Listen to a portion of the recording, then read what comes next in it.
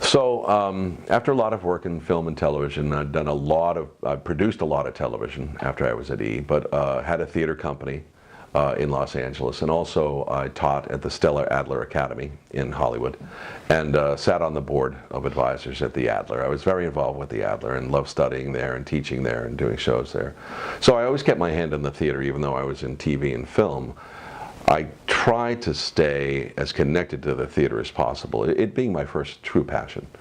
And after many years in Los Angeles, and a lot of great success, and had a very good run there, I started really focusing on theater again, and I started getting a lot of calls from Minneapolis and Dallas and Vegas and Seattle and Miami to do shows. I would be hired as a guest artist to do equity plays around the country, as people knew that I was getting back involved in the theater. And I got a call from one of my former professors, who is now the artistic director of a theater company in Miami. And I hadn't been back to Miami in years, and this is about 4 years ago.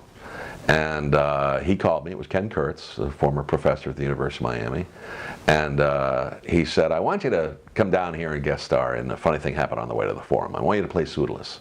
I can't think of anybody better to play the part." So I went down, and I remembered how much I loved acting in Miami. I loved the environment. It was November, so the weather was beautiful. And it was at an outdoor amphitheater, 600 seats, under the stars, doing musical comedy in Miami, and playing Pseudolus. And I started meeting folks again and getting back into the scene there. And I still had a lot of friends and colleagues from my Miami days as a student, and friends down there. So I still had a community down there. And then he called me the following spring and said, "I'd like you to play Tevye in Fiddler on the Roof," a role that I always wanted to play, and I love the show. And I've done dozens of musicals. Even though I'm a straight actor, I do a lot of straight plays and Shakespeare and classical stuff. I do love musicals. I've done dozens of musicals. So I said, yeah.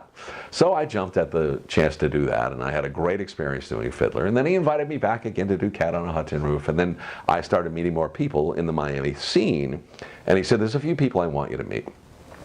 So I said, I'm thinking, I really like the scene down in Miami. There's a lot of theater. There's a vibrant theater scene. There's a lot of community theater, but there's a lot of professional equity theater too, which is what I do. And he said, "You've got to meet Joe Adler." Joe is the artistic director at Gable Stage, which is at the Biltmore. Joe is also very involved in the new Coconut Grove Playhouse that they plan to remodel and reopen in the next few years, and hopefully Joe will be an artistic director and part of that. And I got to meet Joe and do a show with him just this past year, and had a great experience doing It's Only a Play by Terrence McNally at Gable Stage.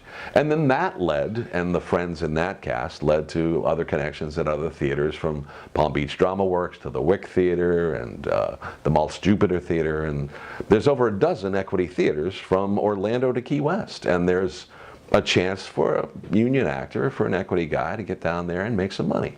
And the community down there is very supportive. It's close, it's tight. There's great playwrights, great actors, great companies down there, good theater companies. And as I get to know those people and they become friends and colleagues, you just work more, as work begets work, and friends beget friends, and friends beget work, and so on. So it's been a good experience.